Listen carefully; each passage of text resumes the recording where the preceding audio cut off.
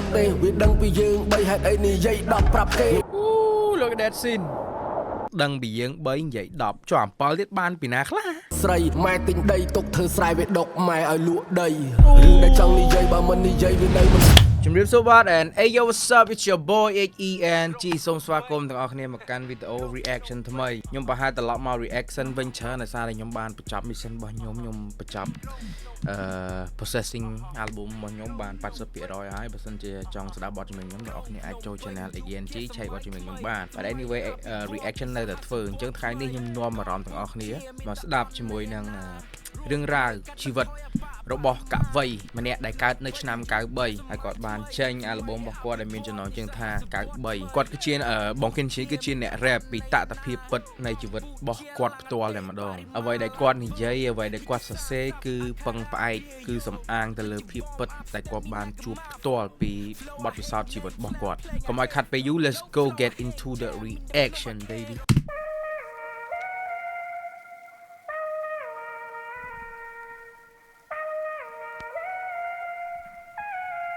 Daddy Chi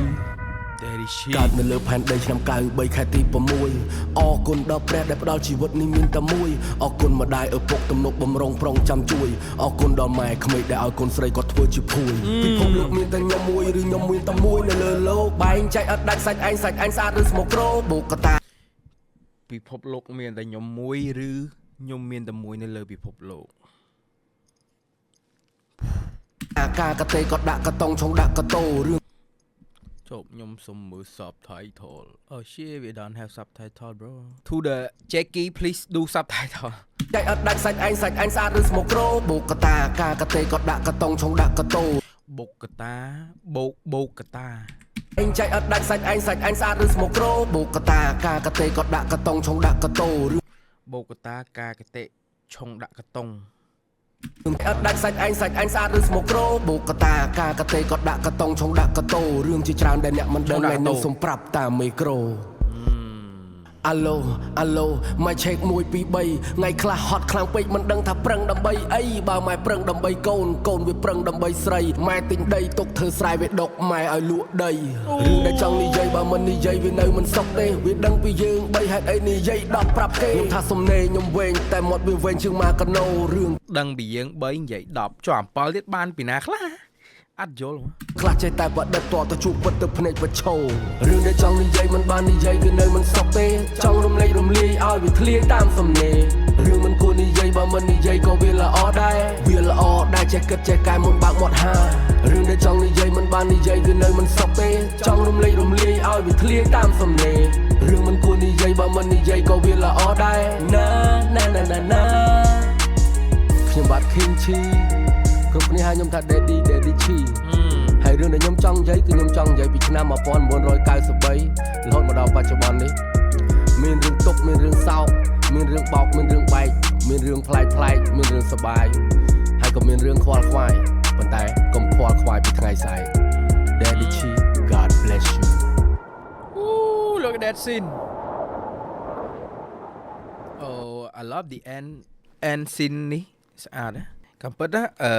បើ ideal របស់ខ្ញុំគិតថាឆប់អា intro នេះមកដាក់ចូលឆប់ visual មកដាក់ចូលនៅក្នុងអាលក្ខណៈប័ណ្ណផ្សេងអញ្ចឹងណា scene ណាក៏វាស្អាតក៏វាស្រួលមើលអញ្ចឹងណាខ្ញុំនិយាយត្រង់ track របស់បង Kinchi មួយគឺវាមាន iconic គឺវាមាន unique នៅក្នុងនឹងជាបុគ្គលិកលក្ខណៈរបស់ខ្លួនគាត់ហ្មងណាពាក្យច្រើនគាត់ផ្ដោតទៅលើlyric melody ក៏មិនសូវជាម៉ានដែរប៉ុន្តែ lyric គឺសំខាន់គឺជារឿងទី1សម្រាប់គាត់មើលទៅហើយនៃខ្លឹមសារនិងអត្ថន័យក៏ដូចជា morality ថាយើងស្ដាប់បទគាត់ហើយយើងទទួលបានអីអញ្ចឹងណាព្រោះអីគាត់ធៀបទៅនឹងតថភាពពិតដែលគាត់បានជួបបទពិសោធន៍នៅក្នុងជីវិតរបស់គាត់អញ្ចឹងណាហើយនេះគឺជាជ្រុងមួយនៃសិល្បកររបស់យើងសិល្បករ rap របស់យើង Kinchi ដែលពំនាំសារពីជីវិតរបស់គាត់ដែលគាត់បានធ្លាប់ជួបអញ្ចឹងណាអញ្ចឹងចង់ដឹងថាជីវិតរបស់គាត់បានជួបរឿងអីគេខ្លះតើដូចទៅនឹងថតភាពពិតក្នុងសង្គមយើងយ៉ាងណាខ្លះតើអ្នកគ្នាអាចចូល check album 93បានហើយក៏សូមអបអរសាទរសម្រាប់បង Kinchi congratulations បងសម្រាប់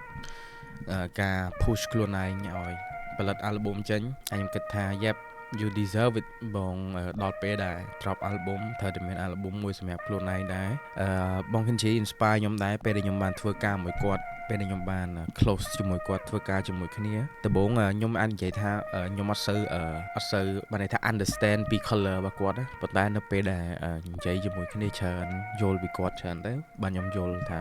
អូ character របស់គាត់បុគ្គលិកលក្ខណៈរបស់គាត់នៅក្នុងការទៅសេចម្រៀងនៅក្នុងការជាខ្លួនគាត់ហ្នឹងយ៉ាងម៉េច understand meaning របស់អត្ថចម្រៀងគាត់បទចម្រៀងគាត់ជាងមុនអញ្ចឹងណាចឹងអាកន្លែងនេះជាចំណុចដែលខ្ញុំ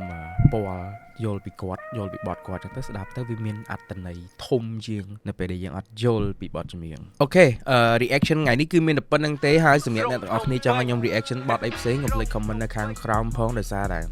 I wanna check out a new song new track ខ្ញុំចង់ស្ដាប់បទថ្មីពី artist យើងមកក្រោយមានតែគេខ្លះមិនថាខាងណាព្រោះខ្ញុំអត់មានជាប់ជាមួយនឹង sponsor ខាងណាទេវីដេអូអីជំនាញអីក៏ខ្ញុំអាច react បានដែរអញ្ចឹងអ្នកនរគ្នាកុំភ្លេច comment នៅខាងក្រោមមកក៏លោកខ្ញុំបានឆែកទៅខ្ញុំមានអារម្មណ៍ថាខ្ញុំ interesting យើងអាចឆែកបានយើងអាចមើលជាមួយគ្នាបានអញ្ចឹងណាអូខេអញ្ចឹង reaction ថ្ងៃនេះគឺមានតែប៉ុណ្្នឹងទេ Thank you guys for watching stay cool be happy enjoy your life and peace out we see you in the next reaction